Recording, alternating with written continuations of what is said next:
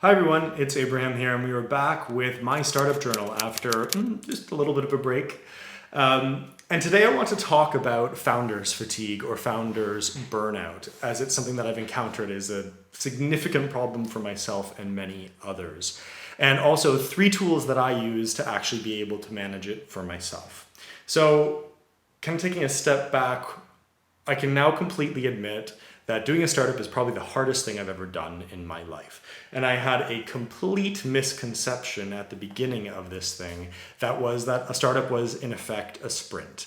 That I would work for 6 to 12 months like crazy, producing a pitch deck, getting investment, et cetera, and then the thing would take off with its own momentum and everything would be amazing. And the reality of the world is that I'm completely wrong about that. For a startup to be successful, especially as a first-time founder, you need to realize that you have to build something first that people really, really, truly need. This sounds strange, but most people focus on the solution before they actually focus on the problem. So you need to flip those on their head. The second thing is that you need to find something that you can start small and that has the potential to scale and grow to pretty massive proportions in order for the company to actually succeed in the market to the level that you probably want it to. And then the third thing that you need with it is the right unit economics, so that somebody is actually willing to pay for it more than it costs you to produce, market, etc., and get that thing into the market, so that your company can actually, be profitable in the end. And putting those 3 things together is really not a simple task to do. You need a lot of effort, you need a lot of ingenuity, you need the right tools, the right team around you with multiple perspectives, and you need time. And the reason you need time so significantly is because you have to be able to iterate and pivot to be able to edit down and get to the point that that thing is truly fundamentally what people need, and that all of those elements sync up together and work. And really for me, time, I feel, is my greatest enemy in this. Because with time, my bank account has a hole being burnt in it, my calendar has a hole being burnt in it, and I'm also worried that somebody else is going to come along and beat us to market on what we're actually doing.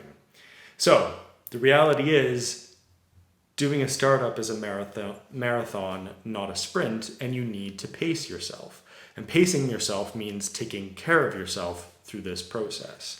Because you're no good to your team, to your investors, to your family, your friends, or to your product if you are burnt out. Because when you're burnt out, you're just ineffective completely. So the 3 tools that I primarily use to help me manage this are physical activity, meditation, and relying on my support network. So physical activity is probably the one in my life that has been around the longest. When I was in university, I discovered that going to the gym and doing yoga was incredibly helpful to clear my mind and get rid of a bunch of stress. It's even more important now than it ever was for that exact same purpose. And it's sort of like setting this mini vacation throughout your week. Be it you go 3 or 4 times or 7 times, you're basically defining a set amount of time in your day that's just for you, and it's not about what you're producing in your work life, so to speak. The funny thing about it for me, though, is that I've also been a pretty high achiever most of the time, especially when it comes to the gym. So I always had goals that I was trying to achieve. I wanted to lift more, I wanted to be more flexible, things like that. And I've had to really shift my perspective around physical activity in the gym and not set that expectation for myself, instead try and be kind of in maintenance mode and just be there. Because if I do, it just adds more stress to the pot that makes it something that instead of it being a reliever, it's an addition. So just be aware of that when you're getting into it. The second one that I was talking about is meditation, and this is something that is relatively new for me. So as I was explaining, I've used physical activity in the past as a way to clear my head. And the difficulty with it is that it requires a significant investment in time, commuting to the gym or to the yoga studio or wherever it is, having your workout and then coming home, probably at least 2 hours for most people. Now, if you're in the middle of your workday and you're having a very stressful time, taking 2 hours off to go and do something is difficult. Now, meditation by comparison can pretty much be done anytime, anywhere, for however long as you want to do it. And there are many points throughout the day where I'll find myself kind of burnt out and not focusing, and I could go and reach for another cup of coffee, and sometimes I do this. Or I could go and take 10 minutes and just breathe and try and clear my head. And I almost always come back more effective than I was before. The other thing that's interesting for me about meditation is it's taking an analogy from the gym. You can't just work out constantly. You need to actually have recovery time as well for your muscles to recover and grow and be stronger the next day. And the same is true for your mind. You can't just think constantly. You can't just work yourself to the bone constantly. And you need to maximize your recovery periods that you have for your brain to give your brain a break. So meditation is pretty spectacular because it actually improves your ROI on things like, sleep. Because instead of rolling around, restless, having a hard time falling asleep, when you take those breaks, you actually let your mind relax and recover. So it's pretty powerful in its ability to be a small break at the same time as to enable other periods in your life where you are resting to give you the best release that you can. The third one is your support network. And this is an interesting one for me. I definitely have an ego. It is present. It has changed pretty significantly. And in the past, I had a really hard time asking for help. I felt that I always needed to have the right answer, and that if I didn't, I had to figure it out for myself. And at the same time, to the outside world, I had to appear completely calm, cool, collected. I've got this. And it's pretty much impossible to do that now. Because if I do, then I get this massive pressure buildup of emotions that are happening in my system.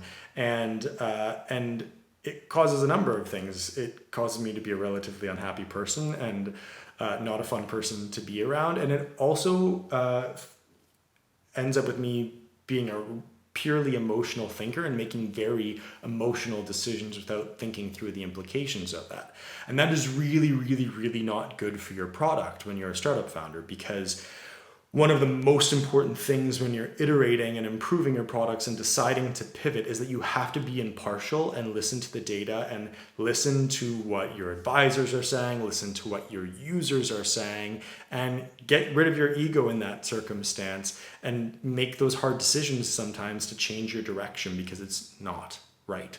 And if you're purely thinking from an emotional state, it's almost impossible to do this. So you need to release that pressure layer. And for me, I found that when I was honest with myself about the things that I was feeling, and I was honest with my friends and team members and the people around me about what I was feeling, and really showed that vulnerability, then I opened myself up to all of the support that they were really, really willing and able to give me on an ongoing basis.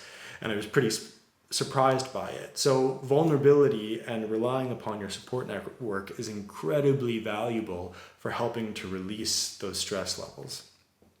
So summing that up, by no means am I perfect at all of this. And by no means does this mean you're not going to get stressed, because the most Zen founders I know that even work in businesses surrounding the areas of things like mindfulness still have really stressed out days. The difference is being stressed versus being burnt out, and really experiencing that fatigue where you're no good to your team, you're no good to your product, and you're probably not so much fun to be around. And I found that these tools have really helped, and I hope that they help you as well. If you have any questions, feel free to comment below about those 3 strategies, and I'd love to hear what mechanisms and tools do you use in helping deal with stress, be it in a daily work life or especially if you're a founder or an entrepreneur. Thanks very much, and stay tuned for more updates as we go through this process of building a company with My Startup Journal.